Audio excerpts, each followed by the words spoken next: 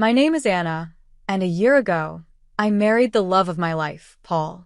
Our relationship was everything I had ever dreamed of, full of love, support, and laughter. I couldn't have been happier with how things were going. I work as an accountant mostly from home, and it's a job I enjoy. But there's more to my work life than people usually see. Paul runs his own car parts business, which keeps him busy, but we still have plenty of time together. We love spending our free time with each other, often going to parties with Paul's large group of friends, colleagues, and business partners. I always look forward to these events. I enjoy socializing and being part of Paul's world. One sunny Sunday morning, I was sitting at our kitchen table, drinking coffee and checking emails, when Paul came in with a big grin on his face. "Hey, beautiful," he said, giving me a kiss on the cheek. "Harold's throwing a barbecue at his place. Thought we could head over, have a few drinks, and catch up with everyone. You up for it?" "Sounds perfect," I replied, already excited for the evening. We arrived at Harold's house around 9 p.m. The smell of grilled food and the sound of laughter filled the air as we walked through the crowd. That's when I noticed a striking blonde woman I hadn't seen before. She was chatting with a group of people, her laughter carrying across the yard. "Who's that?" I asked Paul, nodding in her direction. His face tightened just a little. "That's Rachel, my ex-girlfriend." Before I could say anything, Harold spotted us and waved us over. "Paul, Anna, glad you could make it. Come on, let me introduce you to everyone." As we approached the group, Rachel's eyes locked onto us. Her smile widened, but it didn't reach her eyes.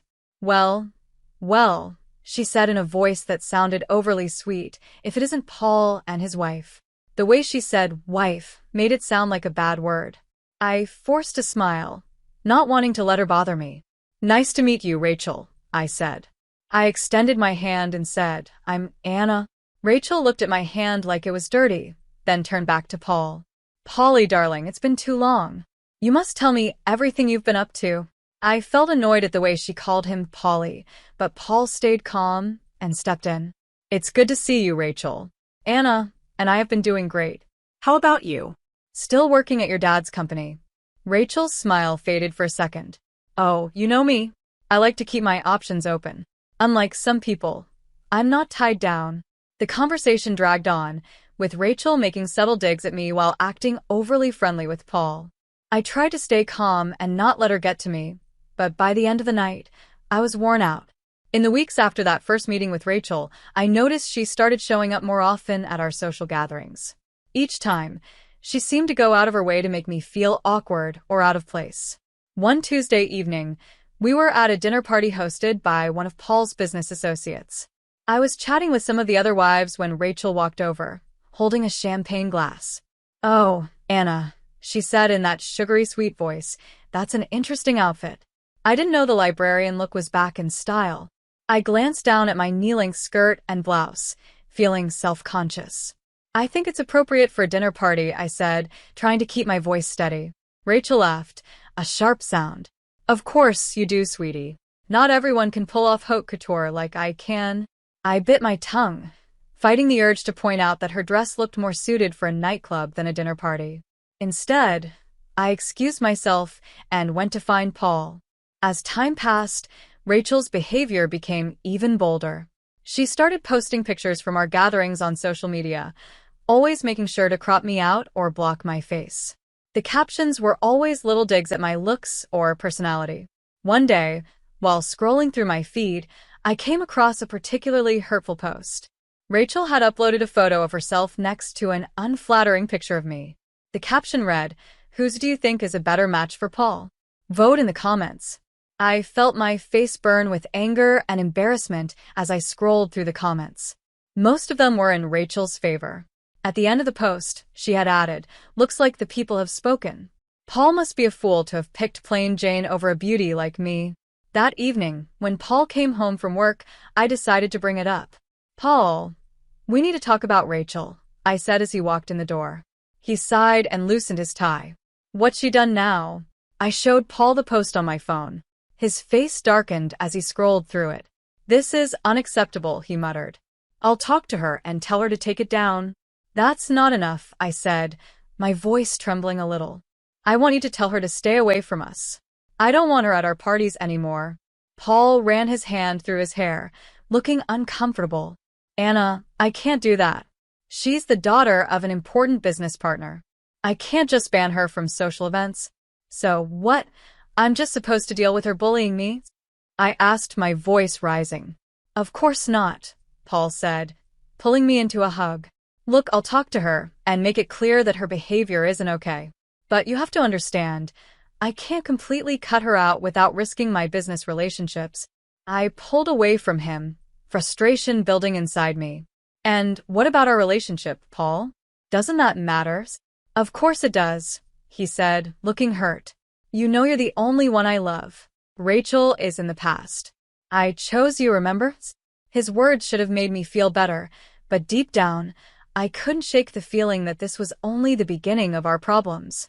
As I went to bed that night, I couldn't help but wonder if our perfect life was starting to show cracks.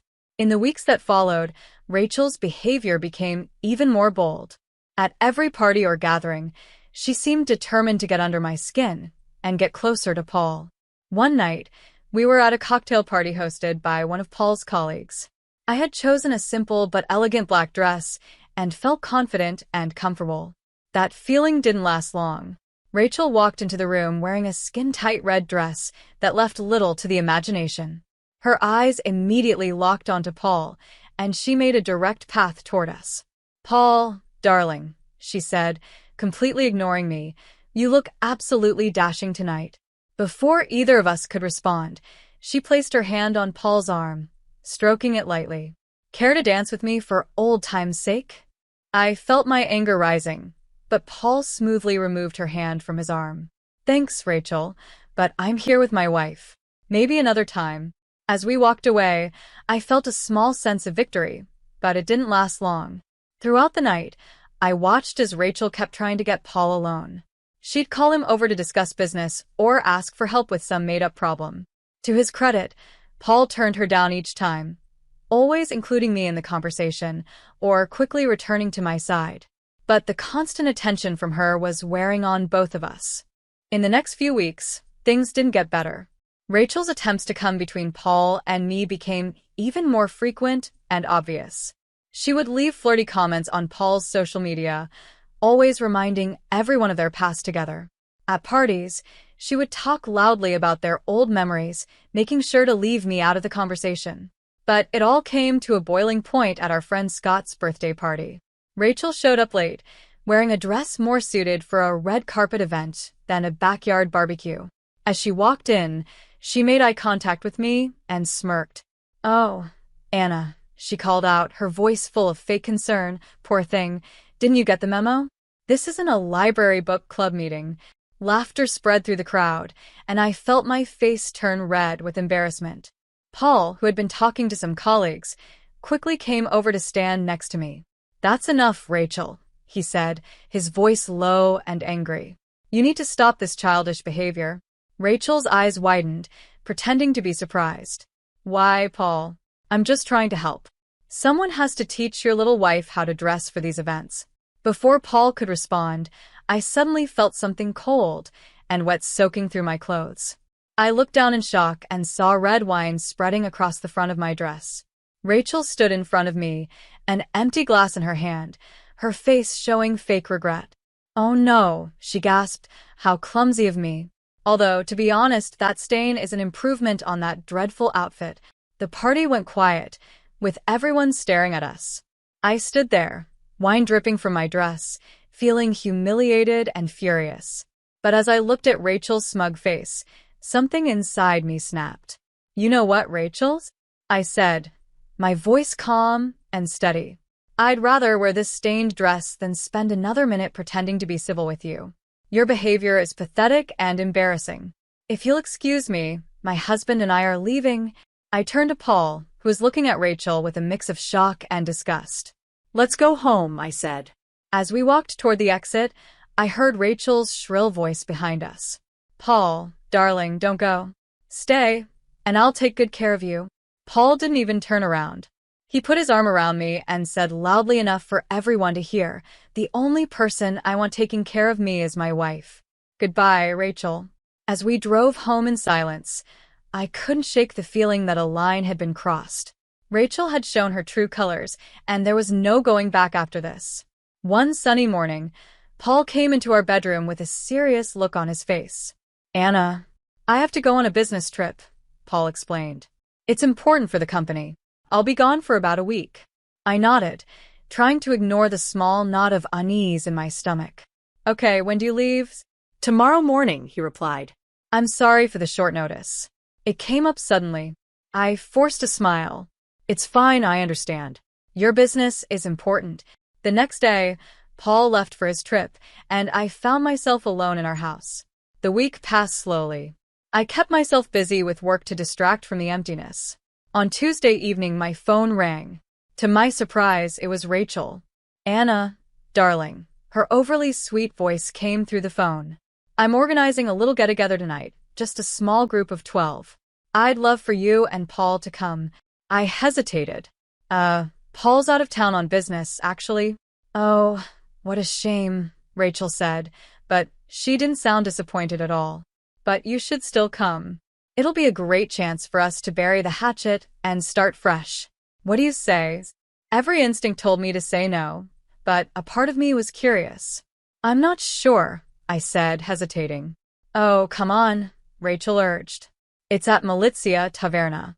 You know the place, right? Very exclusive. It'll be fun, I promise." At the mention of Milizia Taverna, I couldn't help but smile a little. "All right," I said, making a quick decision. "I'll be there." "What time?" "Wonderful," Rachel exclaimed. 9 o'clock, don't be late." At exactly 9 o'clock, I walked into Milizia Taverna. I saw a cheerful group of Paul's friends, 12 people, including Rachel, sitting at a table. For a moment, I thought maybe everything would go well. But as I walked closer, my heart sank. There was no place set for me at the table. Rachel stood up, her eyes gleaming with malice. "Oh, Anna," she said loudly, her voice filled with fake concern. "I'm afraid there's been a misunderstanding. You see, we're full up here, no room for extras." She spun around, showing off her designer dress. "This is a place for people who belong, Anna. Beautiful people, successful people. Maybe you should try the diner down the street. I hear they make a great hot dog." The table went silent. Everyone looked uncomfortable, but no one spoke up. I laughed, genuinely amused by Rachel's pathetic attempt to embarrass me. Then, I turned and called out, "Excuse me, could I speak to the restaurant manager, please?" The manager quickly approached our table, professional and polite. "Is there a problem here?" he asked, looking between Rachel and me. Before Rachel could say anything, I smiled at him. "No problem at all. I was just wondering if I could join this lovely group for dinner." The manager smiled kindly at me. "Of course, madam. Let me get you a comfortable chair right away." As he walked off to fetch the chair, Rachel's face twisted with rage. "Excuse me," she blurted out. "I booked this table for 12 people," Rachel said, her voice sharp. "She wasn't invited, and there's no room for her here." The manager returned with a plush chair, placing it at the table. "I apologize for the confusion," he said politely, "but Madam has the right to sit at any table she wishes. After all, she is the owner of Milizia Taverna." A collective gasp spread around the table. Rachel's mouth opened and closed like a fish out of water, while Paul's friends stared at me in disbelief. One of them, Scott, spoke up, "But Anna, I thought you were an accountant? That's how Paul introduced you to us." I smiled and shrugged modestly. "I am an accountant. I do the books for my restaurant. I've never been one to flaunt my wealth. I prefer to judge people by their character, not their bank account." Rachel's face turned a deep shade of red, a mix of embarrassment and anger. The mood at the table changed instantly. Paul's friends, who had stayed silent during Rachel's rude comments, now hurried to invite me to join them. "Anna, please sit with us. We'd love to hear more about your restaurant," one of them said. "I can't believe we never knew this about you." I raised a hand, smiling gently. "Thank you for the invitation, but I think I'll pass. I just wanted to stop by and say hello." I turned to the manager and added, "Please make sure my husband's friends are well taken care of. The bill is on me tonight." As I prepared to leave, I couldn't resist adding, "Oh, And Rachel, there's a lovely diner down the street. I hear they do a great hot dog. You might want to try it sometime. With that, I left the restaurant, leaving behind stunned silence and a very humiliated Rachel. When Paul returned from his business trip a few days later, I told him about the incident over dinner. You should have seen her face, Paul, I said, laughing. I don't think I've ever seen anyone turn that shade of red. Paul shook his head, chuckling. I can't believe she thought she could embarrass you like that. You handled it perfectly, Anna. As we finished our meal, I felt a deep sense of satisfaction. Rachel's attempt to humiliate me had backfired in a spectacular way, and it had brought Paul and me even closer together. Weeks flew by after the incident at Malizia Taverna. Life settled into a comfortable rhythm, and Rachel's humiliation became a funny story Paul and I shared over dinner. One crisp morning, as I was checking my emails, I noticed something exciting: an invitation to participate in the prestigious Entrepreneur of the Year award program, specifically in the Successful Entrepreneurial Debut category. My heart raced as I read the details. This was a huge recognition of all the hard work and success I had achieved with the restaurant. Paul and I decided to attend the event together. On the night of the awards, we dressed in our best. Paul looked handsome in his tuxedo, and I chose a simple yet elegant gown that made me feel confident and strong. The venue was amazing, filled with the city's most successful and influential people. As we mingled, I saw many familiar faces, friends, acquaintances, and several of Paul's business associates. The room buzzed with excitement. At one point, Paul left to talk with some colleagues, and I stood by the champagne fountain, admiring an impressive ice sculpture. Suddenly, I heard a familiar voice hiss in my ear. "What are you doing here?" I turned to see Rachel glaring at me, her face twisted with anger. "I was invited," I said calmly, showing her my invitation. Rachel's eyes narrowed. "This event is for the rich and successful people of the city. People like me and my father. You don't belong here, you upstart. How dare you try to fit into our world? Get out before you embarrass yourself." I stayed calm, looking around the room until I spotted the people I was waiting for. Smiling, I waved to two older gentlemen in sharp suits who were talking nearby. As they approached, Rachel continued her rant, but I ignored her. When the men reached us, I warmly hugged one of them. "Dad, I'm so glad you could make it," I said, kissing his cheek. I turned to the other man and extended my hand, which he shook with a smile. "Mr. Noah, it's wonderful to see you again." Rachel's jaw dropped as she realized who the second man was. She turned to him, her voice rising in disbelief. "Daddy, what are you doing? How can you be friendly with her? She's just an accountant who got lucky and now thinks she's one of us. She doesn't belong in our world." Mr. Noah's face turned red as he listened to his daughter's outburst. His usually calm eyes were now filled with anger. "Silence," he roared, making Rachel flinch. He gestured to my father. "This man is Randy Savage, one of the most successful entrepreneurs in the country and my valued business partner. Your ignorant words could ruin a multi-million-dollar deal." Rachel's eyes widened in shock, but instead of backing down, she pushed further. "Then cancel the deal, Daddy. We don't need to do business with her family. They're beneath us." Mr. Noah's face grew even redder, anger boiling over. His voice rose, catching the attention of everyone in the room. "That's enough. Your behavior is inexcusable." He pointed a finger at Rachel. "From this moment, you're cut off.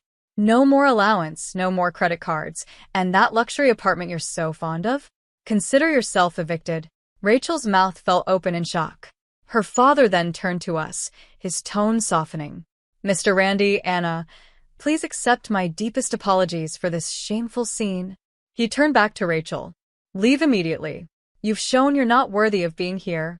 At that moment, Paul pushed through the crowd that had gathered, his face full of concern and anger. "What's going on here?" he demanded. Before anyone could answer, he saw Rachel and shook his head in disgust. "I should have known. Now I remember why I broke up with you, Rachel. You never learned how to behave in polite society." Rachel's tough exterior finally broke, and tears began streaming down her face, leaving black streaks of mascara behind. "Daddy, please," she cried, reaching for Mr. Noah's arm. "I'm sorry, I didn't know." Please don't do this. But Mr. Noah pulled his arm away. "I have business to discuss with my partners," he said coldly, turning his back on her. "Goodbye, Rachel." As Mr. Noah walked away with my father, Rachel stood alone in the middle of the ballroom, her shoulders shaking with sobs, mascara running down her cheeks. The crowd slowly moved away, leaving her standing there, completely humiliated. The rest of the evening felt like a blur. When it was time for the award ceremony, I heard my name called for the Successful Entrepreneurial Debut category. In a daze, I walked up to the stage. As I accepted the award, I spotted my father and Paul in the audience. They were both standing, clapping loudly, their faces full of pride. Their excitement lifted my spirits, and I felt a wave of joy and accomplishment wash over me. In the weeks after the awards ceremony, life found a pleasant new rhythm. The golden statue sat on our mantel, a quiet reminder of that unforgettable night. Paul and I continued to attend parties with his friends and business associates, but without Rachel's toxic presence, the gatherings became much more enjoyable. The atmosphere was lighter, the conversations more real, and there was more laughter. One evening, as we were getting ready for another social event, Paul came up behind me while I was putting on my earrings. He wrapped his arms around my waist and said, "You know, I've noticed how much more fun these parties have been lately." I smiled at him in the mirror. I was just thinking the same thing. It's amazing how one person's absence can change everything. Paul nodded, looking thoughtful. "Speaking of absence, have you heard anything about Rachel lately?" I shook my head. "Not really. She seems to have disappeared completely. Although I did overhear Scott talking to his wife at the last party. Apparently, there's a rumor that Mr. Noah sent Rachel to another state. Something about not wanting her to embarrass him or the family business anymore." Paul raised an eyebrow. "Wow, that's pretty drastic, but I can't say I'm surprised after how she acted at the award ceremony." I turned to face him, adjusting his tie. "It's a shame, really. She had all that privilege, but she never learned to appreciate it or use it wisely." As we drove to the party, I thought about how much my life had changed over the past year. From dealing with Rachel's drama to the unexpected recognition for my business, it had been a whirlwind of experiences. But through it all, my relationship with Paul had only gotten stronger. And as for Rachel, I honestly hoped she'd find her way eventually. Everyone deserves a chance to grow and become a better version of themselves. Maybe her fresh start in another state would be just what she needed. For now, though, I was happy to enjoy this moment dancing in my husband's arms, surrounded by friends, and feeling grateful for the life we had built together.